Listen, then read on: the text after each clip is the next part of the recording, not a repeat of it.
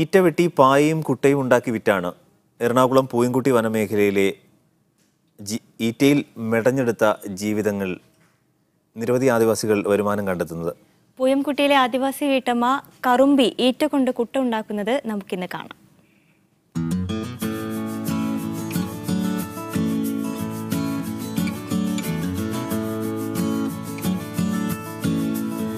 എൻ്റെ പേര് കറുമ്പി.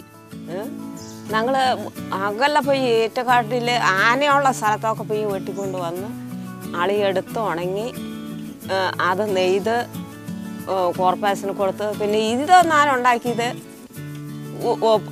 പാടെന്ന് പറഞ്ഞാൽ ചിലർ പാടില്ലെന്നാണ് കഴിച്ചത് ഇതുണ്ടാക്കാൻ വേണ്ടി.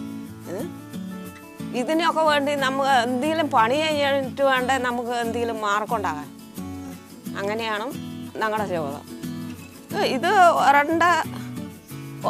ഒരെണ്ണം മതി, ഒരേറ്റം മതി ഇതുണ്ടാക്കാം.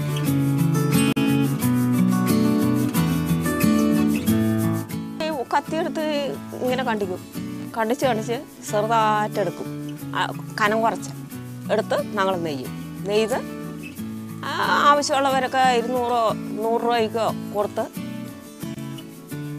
പണ്ടൊക്കെ ആണെങ്കിൽ ഞങ്ങൾ വിൽക്കും. ഇന്നത്തെ കാലത്തിൽ പോവില്ല. വലിയ ഓരോരുത്തരും വീട്ടിൽ കയറിപ്പോയി ഞങ്ങൾ വിറ്റ് പൈസ മേടിച്ച് കൊടുക്കും.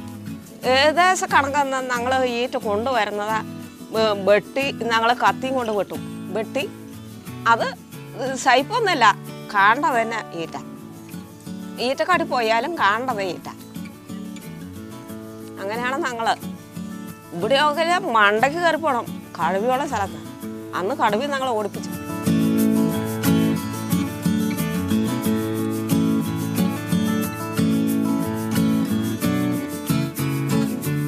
പായ ഈറ്റ എടുത്ത് അളിയുണ്ടാക്കി 2 സൈഡും കളഞ്ഞ് നെയ്ത് നാളെ പോയി കോർപ്പറേഷന് കൊടുക്കണമല്ലോ. അപ്പം ആ ഡേറ്റ് നോക്കി ഞാൻ 2 ആഴ്ച കൊണ്ട് പരമ്പ് കൊടുക്കാറ്. എത്ര നാളത് ഉണക്കാനിടണം? ഒറ്റ ദിവസം വേണ്ട, ഒരു ദിവസം വേണ്ട. ബാർക്കിലാണെങ്കിൽ 1 ദിവസം വേണ്ട, പെട്ടെന്ന് ഉണങ്ങി കിട്ടും. ഇത് നിറം കിട്ടാൻ വേണ്ടി ഒന്നും ചെയ്യില്ല, ആർക്കും ചെയ്യാം. ഇല്ല എന്ന് പറഞ്ഞ പ്രായം എത്തിയ ആൾക്കാർക്കാണെങ്കിൽ ഇതിരുന്ന് നെയ്യാം. ആളി കിട്ടിയാൽ മതി.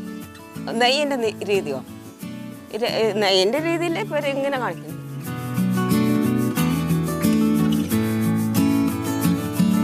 ഇനി അവിടെ അളവുണ്ട്, കൃത്യ അളവ്. ആ അളവ് വെച്ച് മൂല് കൂട്ടും. ഞങ്ങളുടെ നെയ്ത്തും അവരെ നെയ്ത്തായിട്ടും വ്യത്യാസമുണ്ട്. വ്യത്യാസം എന്ന് പറഞ്ഞാൽ ഞങ്ങളെ പൊളി ഇങ്ങനെ പോവില്ല, ഇങ്ങനെ പിടിച്ചേ പോവില്ല. അങ്ങനെയാണ് ഞങ്ങളെ നെയ്ത്ത്.